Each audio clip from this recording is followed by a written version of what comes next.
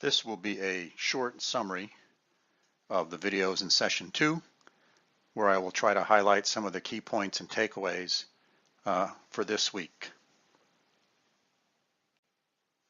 So a couple of important things before we dive into the sources of capital for private equity and venture funds.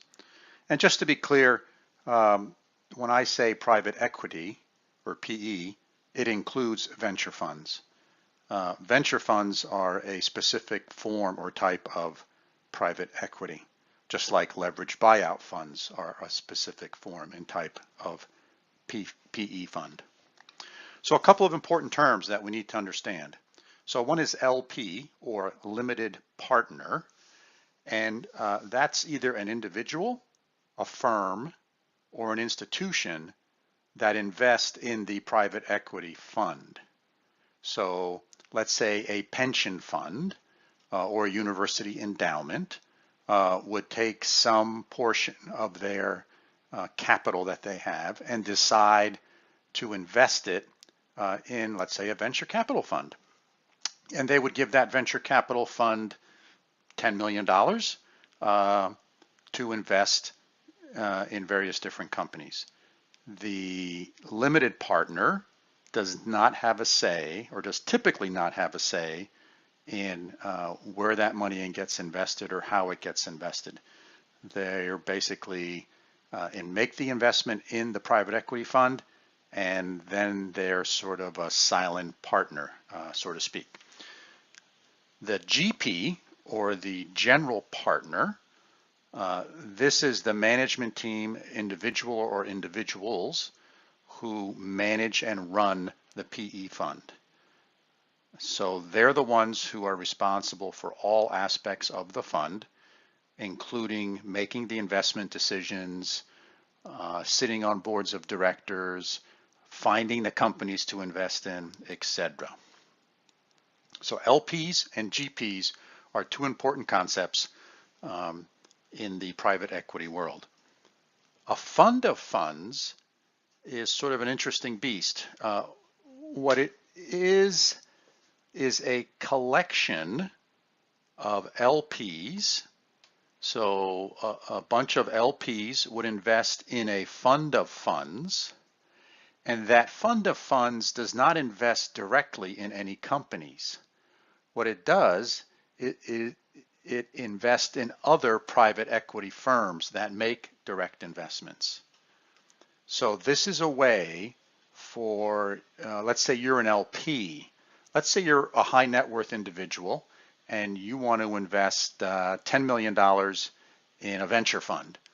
But instead of putting all your money into one venture fund, what you can do is you can spread that money across multiple venture funds by investing that $10 million in a fund of funds. Now, of course, the challenge there is you're paying a fee twice. So there's a little higher expense ratio there, but it's certainly a way to diversify. And there are many examples of funds of funds. So if you don't have lots and lots of money and or time to decide which venture funds you should invest in or which private equity funds you should invest in, you just make one investment decision, find a fund of funds that you like, give them your money, and they'll take care of it for you. So an interesting point in the video, the Duvos video I want you to watch, I want to highlight, is at 25 minutes and 30 seconds, where it talks about the life of a VC fund. So just pay particular attention to that part of the video. If you don't recall it, you may want to go back and give it another listen. So that's the Duvos video at 25 minutes and 30 seconds. Thanks. So I make a couple of comments about the Duvos video. He works for Venture Investment Associates. So you should go check out their website. It's pretty informative. It gives you an idea of how a fund of funds works. So Chris is a GP in a fund of funds, and he's also an LP in the funds that venture investment associates invests in. So he talks a lot about, where to invest and how to invest. How do they make those decisions? What size investments they, some of the factors are size, meaning how much money you're going to invest in a particular fund. Some funds have sector focuses. In other words, they only invest in biotech, or they only invest in SaaS businesses. And some funds have focuses on various different stages. So they will only invest in early stage companies. Some will only invest in growth stage companies. So that's part of his strategy that he needs to figure out, right? He has to read his own tea leaves and figure out where's the best place for me as a fund of funds manager to invest our money. So let me just take a step back for a second before I go on further. The reason we're talking about this is private equity funds, the money doesn't fall from the sky that they get to invest. So they have to go out and raise capital. So they're just like any other startup business. They need to go find capital. And so this is all about how private equity funds raise money, who they raise it from, and sort of the strategies associated with that. So one of the interesting things that Chris Duvos brings up, is this principal agent problem. And he says that particularly in large, well-established funds, that for the general partners in that fund, they're concerned about their careers. So they don't want to screw up. So they do things that may be in their best interest, but may not be in the best interest of the fund. So in other words, there's a slide later on that Chris brings up, where money is made on the edges, right? Money's also lost on the edges. So if you want to generate above average returns in the venture business, for sure, you have to hang out in sort of the high risk regions and areas. And if the cards don't fall the way you think they will, you can run into the principal agent problem, where you're going to lose your job as a general partner in a fund. And this is why you see a lot of momentum investing. In other words, all of a sudden a particular sector gets hot, and every venture fund is rushing to make investments in that sector, because they feel safe. They could say, hey, look, all these other guys invested in it, so we invested in it as well. It's sort of a rationale for identifying or justifying your investments, so that if they don't go the way you thought, you can say, hey, look, these other 200 people thought the same thing was going to happen. So, that's the principal agent problem. So it's really something to think about, both as you think about investing in a fund, or if you think about starting a fund or being part of a fund, how you will manage something like that. Chris does have a great risk chart. It's about 16 minutes into his video. It's really good, and it's something that you should just stop the video there and read it and look at it a little bit and try to understand what it means. Someone asked a question in the Duvos video about, okay, so who do you invest in? How do you think about investing?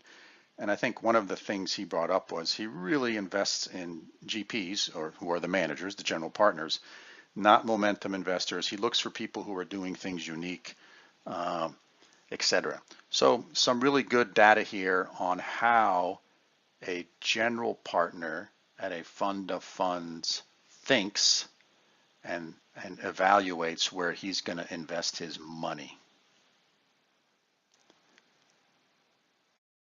So a few more words on the Duvos video. He brings up this point that one of the things he looks for is an ecosystem. He says, I'm an ecosystem investor, because I think this was related to the question someone asked about Europe. And his point was the following. To have a successful business, you need capital, of course. And he said, capital you can get anywhere. It's a commodity. It's nothing super special about it. but you need some momentum. So you need some activity going on in that sector, and you only need a few companies maybe who are playing in that space. And you need entrepreneurs. You need entrepreneurs who can take a company from start to an exit. Who can sort of take it from the product and market definition up to $50 million in annual revenues. And you need mentors. You need people who maybe have been successful entrepreneurs and are giving back now and are willing to spend some time coaching and mentoring some of these startups. And the point that he makes is two elements of this are in very, very short supply, and that is entrepreneurs and mentors. And these only happen in certain geographic areas, and that it makes a lot of sense if you identify with what he's saying, that you invest in specific geographic areas. So for example, in the venture fund I'm a part of, Primary Ventures, we invest in New York City, and we invest in software or internet-enabled businesses, and we invest in financial services. And those are two big sectors in New York City. We don't invest in biotech. Even though there might be a really couple of good biotech companies in New York City, we're not going to invest in them because there isn't a biotech cluster, if you will, in New York City. And Chris brings up the point, like, for example, there is one of those in Minneapolis. People don't think of Minneapolis as a hotbed for venture capital.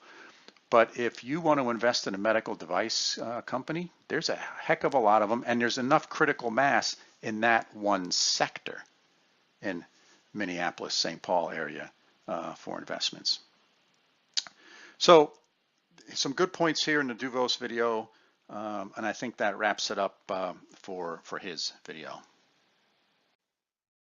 The next video was a LP or limited partners panel at a conference called Slush Europe. I'm sure Slush stands for something, or maybe it just doesn't translate well from European to American. So this was a panel of LPs, some pension funds, a fund of funds, and a kind of a large fund of funds made up of various different nations. So it was interesting what they look for. They said, one of them mentioned that locations is important to them, and it just so happens that 70% of the investments they make are located in US-based VC firms. So that was sort of interesting. United States is sort of the center of the universe. It's not the only universe, but it's the center of the universe, if you will, for VC investing. A lot of that, quite frankly, is driven by tax laws, which we'll get into in a later video I'll make. And they said other thing that's important is experience. And they broke that into two different categories. They discussed this for a bit. They said either you have an investment track record, so you've been in the investing business for a while and you can point to things that you've done in the past as a potential indicator of how good you are, or you have entrepreneurial or operational experience in an early stage company. And they said that one of the values that a good venture capital firm brings to a young company is some guidance and mentoring around operational matters and helping that company grow. Because you must remember that most of the times when a venture capitalist makes an investment in a company, they're going to take a seat on the board of directors of that company. So having some operational experience as a former entrepreneur is very, very helpful. The other thing they brought up, which I thought was interesting, was the reputation of the firm. There are, you might think there's a lot of private equity VC firms, but there really isn't that many. In the United States, I think there's about 700, if I remember correctly, VC firms. And that's spread across, seed stage all the way up to mezzanine stage. So firms establish various different reputations. It's a small community. And some folks get to be known as the go-to firm. So it's the first firm that entrepreneurs are going to call, right? So they sort of get first look at all of the good deals. And that's really quite important if you think about it, because the person who gets to look first often gets to cherry pick the really good potential investments. So I thought that was interesting, sort of their perspective on what they look for. A few other points the folks at the slush panel made was they said, someone asked a question about how you manage risk, how do you think about risk, and someone made the comment, well, if there's no risk, there's no upside, and that's very true. Along with risk is downside as well, right? So, and the other interesting point that I thought they made was how various different LPs' appetite for risk kind of ebbs and flows, sort of like the tide, right? There are periods of time, probably when returns are really good, that LPs are willing to take risks in new fund managers or new funds or funds that are investing in really far out technologies or businesses. But then that tide sort of changes direction and LPs become much more conservative. So that's just sort of how it goes. Another good point they made was that they need to believe that every investment they make will return 20% IRR. Because if you don't believe that, then why would you make the investment? Because you know that a bunch of your investments are going to tank. So but going in, you got to believe they're going to make a certain threshold. And each fund and firm has different thresholds. But I just thought that was an important point I wanted to emphasize to you, that whatever your fund or the fund's bar is that you have to jump over, you have to set that bar the same for all investments you make. Because otherwise your fund's not going to return the types of returns that it needs to return for you to stay in business. So there's yet another sort of flavor of limited partner. It's called a family office. So, for example, there's a firm called Bessemer Ventures. It's actually a single LP venture fund. From the Bessemer family. Mr. Bessemer, back a long time ago, basically figured out how to make steel. And he's the one who figured that process out. And they took all their money and they took some portion of it and started, in essence, their own fund of funds, where they put their money in, and they have some managers who manage the family office, and they invest in, and they take that money and put it to work in venture funds, buyout funds, LBO funds, etc.